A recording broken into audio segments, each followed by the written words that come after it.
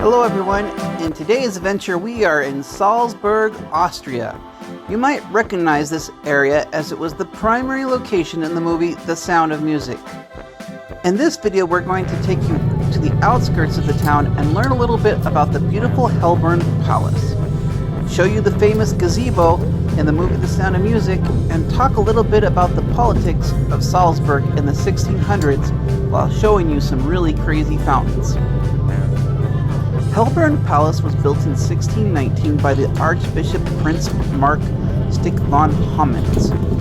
To get to the palace you have to take a bus to the outskirts of town, but that's okay because it gives me a chance to show you some really pretty views. You can see why this town was the perfect setting for the movie The Sound of Music. The mountains really do kind of talk to you.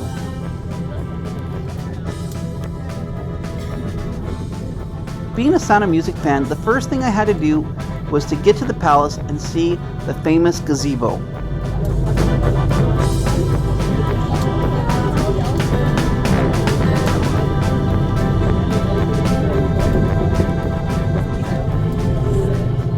We are here at the famous Pavilion from The Sound of Music. This is not the original location for the Pavilion. The Pavilion's original location was at a house, but it kept on getting broken into, so they brought it here to the palace gardens so that it could be locked up and safeguarded. So here it's preserved.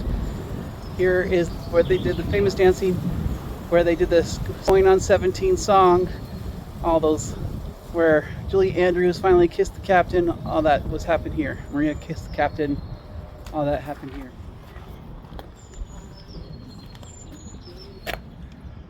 The Palace Hellbrunn is a huge palace, but funny enough, it was only meant to be a day palace, and therefore it doesn't have any bedrooms. Most tickets include the palace and trick fountains, but I just wanted to go see the fountains, so let's go there. Back in the 1600s, Salzburg was an independent Catholic state.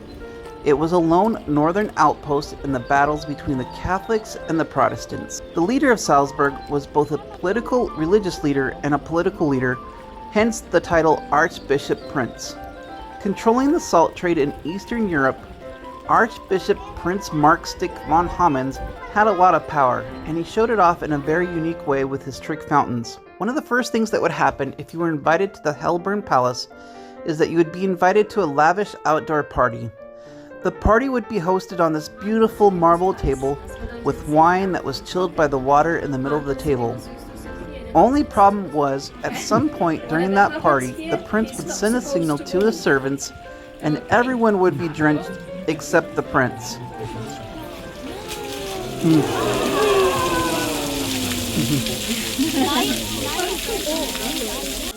His seat would be dry. The worst part is that then court etiquette was that you couldn't get up from the table until the prince got up first, so you were basically stuck getting wet. Eventually you would be released from the table. Your first inclination probably would be to leave after being drenched.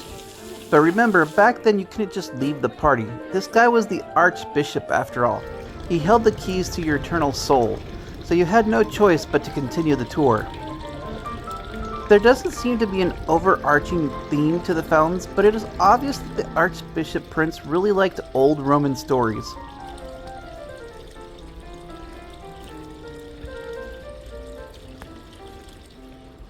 This set of statues are meant to show bad manners. I thought it was kind of ironic after being sprayed previously.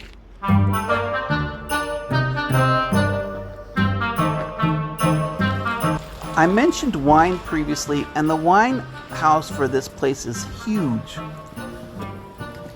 This was the wine cellar. Man, they must have drank a lot of wine. It's very cool down here. So that's all these rooms just for wine in here. So they could fill this up with maybe some beer too, I don't know. You may be asking yourself, why fountains? And the reason is quite simple. There is a lot of water in Salzburg. In fact, there's so much moving water in Salzburg that not only is there enough to operate all these fountains, but you will notice that there is no plague monuments in the town of Salzburg, unlike other European cities. The general consensus is free-flowing water kept the plagues that haunted the rest of Europe away from Salzburg. This star-shaped fountain shows some of the mechanics of the fountains.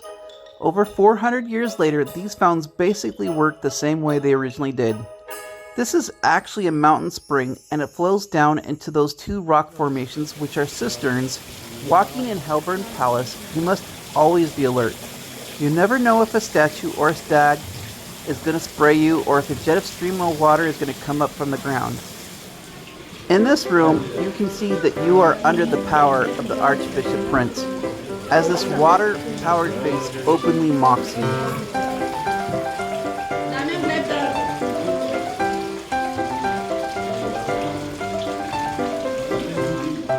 You turn to the left to go to a room that looks like it's about to collapse, but it's just a fake earthquake.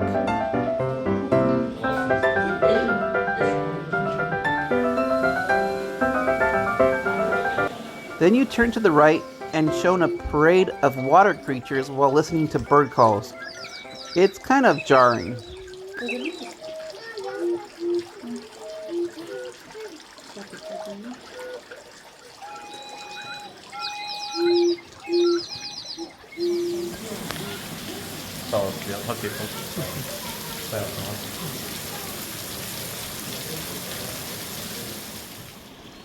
Mechanical automatons were very in vogue back in the day, and the gardens feature many of them.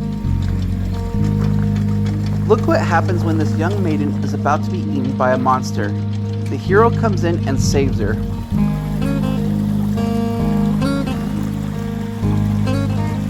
Here is Venus. She magically keeps these flowers warm even though it is cold.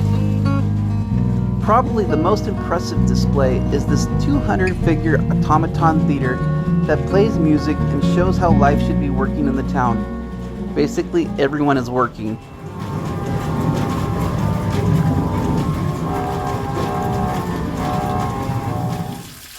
The fountains displayed power, but this fountain with its rising and falling crown showed that the power was fleeting, and that we should all remember all things come to pass.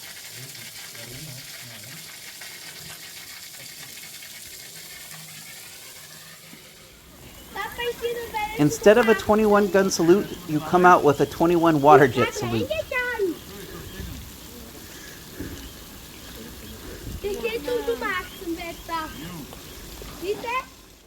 This statue was interesting. It is the monster of the forest.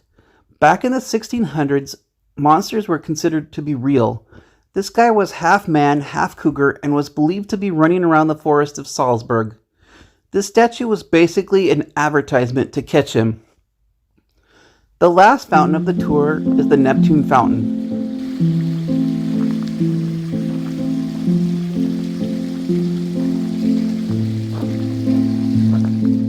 The Hellbrunn Palace is definitely a place you want to visit if you are in Salzburg. It is a bit out of town, but if you have an all-day bus ticket, which you can buy at the bus station, it is really easy to get to. Many buses go out there. Thank you for coming along on this venture, and we'll see you in the next one.